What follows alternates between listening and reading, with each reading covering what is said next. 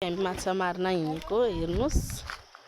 अनि माछा मार्न हामी उरालो झर्दैछौँ अब। अनि उँधोबाट भाउजू घाँस लिएर आउँदै हुनुहुँदो रहेछ।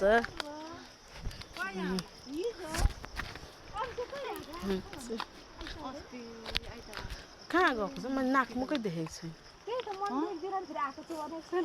देखेकै छैन मैले। तपाईँ कहिले हिजो बेलुका आउनुभयो होला? म हिजो बेलुका आएको नि। घरमा छैन होइन? घरमै छैन, कहाँ गएछ? उकालोमा हामी ओह्रालो झर्नेले पो बेकार भारी बोकेर आएको छौँ। हजुर ओ यहाँ तलतिर पुग्नुभयो भर्खर।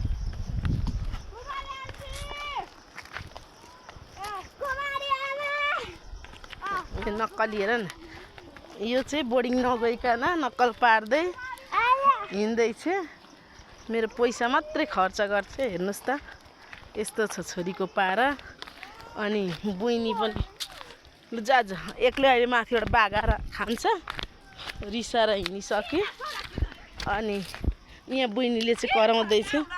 बसेर ती लु, हामी अहिले खोला झर्दैछौँ। अब खोला झरेर अहिले माछा मारेको देखाउँछौँ ठाउँ ठाउँ बिचबिचमा। अनि माछा मारिसकेपछि फेरि बोकेर आएको पनि देखाउने छौँ। अनि भरे खाएको पनि देखाउने छौँ।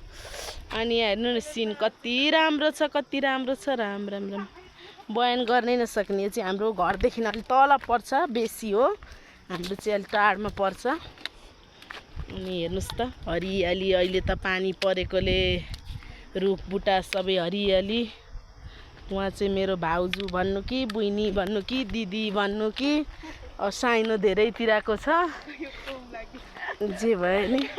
अनि बुइनी त्यसो भनेको हाँसेको, छोरीलाई त्यसो भनेकोले रोइराखेको छन्। राम्रो राम्रो कमेन्ट गर्नु। अहिलेलाई यति।